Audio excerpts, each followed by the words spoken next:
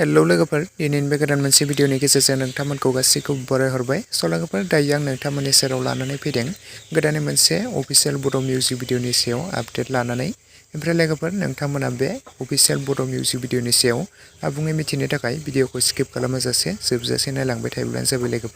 लोगोफोर बे music भिडिअनि title आरो थाम्बनेलनि मुङानो जादों फागुननि बार ओमफ्राय लोगोफोर बे फागुननि बार अफिशियेल बड' बैसागु मिउजिक भिडिअआवनो गाहायै फाव खालामनायखौ नोंथांमोना नुनो मोनगोन सिमां सैनारि, टमी नार्जारी आरो बिनु गयारी बिथांमोननि फाव खालामनायखौ बे बैसागु मिउजिक भिडिअआव फाव खालामनाय नुनो मोनगोन लोगोफोर आरो बे मिउजिक भिडिअनि मेथाइ आरो लिरिक्सखौ होदों हेमा बसुमतारी बिथाङानो DOP पोस्ट प्रडाक्शनखौ खालामदों जयन्त बसुमतारी बिथाङानो लोगोफोर बे फागुननि बार बैसागु अफिशियेल बड' मिउजिक भिडिअखौ आर सानजारां एन्टारटेनमेन्ट चेनेलनि गेजेरजों रिलिज खालामनानै होबाय थायो लोगोफोर जुदि दासिमाव नोंथांमोना सोरबाफोर नायालासिनो थादोंब्ला आर सानजारां एन्टारटेनमेन्ट चेनेलनि गेजेरजों बयबो थांनानै नायहैदो लोगोफोर आरो सोर नोंथांमोना बे अफिशियेल बैसागु मिउजिक भिडिअखौ नायखो आरो नायनानै माबोरै मोनखो बयबो कमेन्ट सेक्सननि गेजेरजों लिरना फोरमायहरोब्लानो जाबाय लोगोफोर ओमफ्राय लोगोफोर सोर नोंथांमोना बैसागु मिउजिक भिडिअ नायनानै मोजां मोनो आरो बिथां सिमां सैनारि बिथांमोननि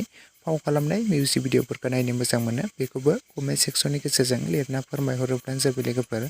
लोगोफोर लोगोसेनो दासिमनि सुंद' आपडेट भिडिअ बेखिनियावनो भिडिअखौ नायनानै जुदि नोंथांमोना एसेब्लाबो मोजां मोनदोंब्ला लाइक शेयार एन्ड कमेन्ट्स खालामदो लोगोसे चेनेलाव गोदानै फैदोंब्ला साबस्क्राइब खालामनानै खाथिनि बेल आइकनखौबो अल प्रेस खालामना लादो जाहाथे नोंथांमोना बेफोरबायदिनो माखासे गोदान फैनो गोनां आरो बर' सावथुन आरो मिउजिक भिडिअ शर्ट मुभिफोरनि आपडेटखौ आंनि बे चेनेलनि गेजेरजों थाबैनो मिथिनो मोनग्रोनाय बायदि थेंक इउ फर वाचिं।